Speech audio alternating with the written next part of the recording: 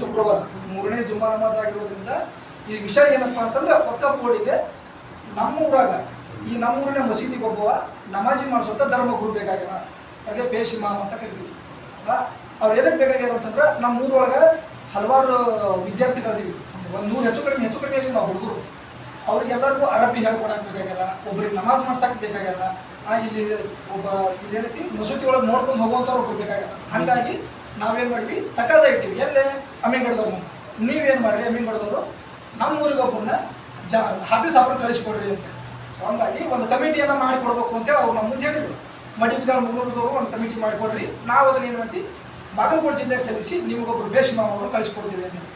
So ಹಂಗಾಗಿ ಒಂದು ಕಮಿಟಿಯನ್ನು ರಚನೆ ಮಾಡಿ ಹೊಸದಾಗಿ.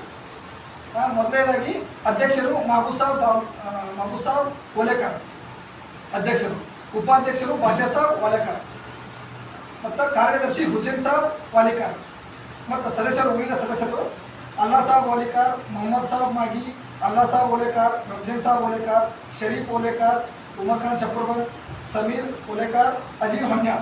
ಈ ರೀತಿ ಒಂದು ಹೊಸದಾಗಿ ಒಂದು ಬಾಡಿ ಕಮಿಟಿ ರಚನೆ ಮಾಡಿದ್ರು. ಇದರ ಉದ್ದೇಶ, ಎಲ್ಲರ ಉದ್ದೇಶ ಏನಂತಂದ್ರೆ ಮುಖ್ಯವಾಗಿ ಎಲ್ಲರಿಗೂ ಏನು ತಪ್ಪು ತಿಳ್ಕೊಬಾರ್ದು ಅಂತಂದ್ರೆ, ಈ ಸಭೆಗೆ ಹಾಜರಿದ್ದವ್ರಿಗೆ ಎಲ್ಲರಿಗೂ ನಾವು ಬರೆದಿರ್ತೀವಿ. ಎಲ್ಲರದ್ದು ಕಮಿಟಿ ಒಳಗೆ ಹೆಸರಾಗಕ್ಕೆ ಬರೋಂಗಿಲ್ಲ. ಮಿನಿಮಮ್ 11 ಮಂದಿ, 8, 7 ಮಂದಿ ಇಲ್ಲ 13 ಮಂದಿ ಹಾಕ್ಬೇಕಂತಿರ್ತೈತಿ. ನಂದು ಹಾಕಿಲ್ಲ ನಿಂದು ಹಾಕಿಲ್ಲ ಅಂತೇಳಿ ದಯವಿಟ್ಟು ಯಾರು ದಯವಿಟ್ಟು ಬೇಜಾರು ಮಾಡ್ಕೋಬೇಡಿ.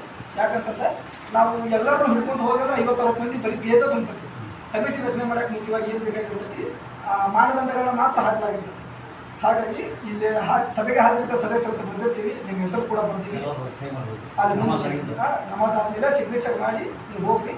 ಆದಷ್ಟು ಬೇಗ ಆಮೇಲೆ ಜಮಾತ್ನವ್ರಿಗೆ ಏನು ಹೇಳೋಕೆ ಇಷ್ಟಪಡ್ತೀವಿ ಅಂದ್ರೆ, ನಮ್ಮ ಧರ್ಮಗುರುಗಳನ್ನ ಆದಷ್ಟು ಬೇಗ ತಂದು ಕೊಡುವಂಥದ್ದಾಗಲಿ. ವಿಷಯ ಅಲ್ಲ, ನಮ್ಗೆ ಏನು ಹಲವಾರು ಸಣ್ಣ ತಪ್ಪುಗಳದಾವಲ್ಲ ಅವನ್ನೆಲ್ಲ ತಿದ್ದುಕೊಂಡು ನಾವು ಮುಂದೆ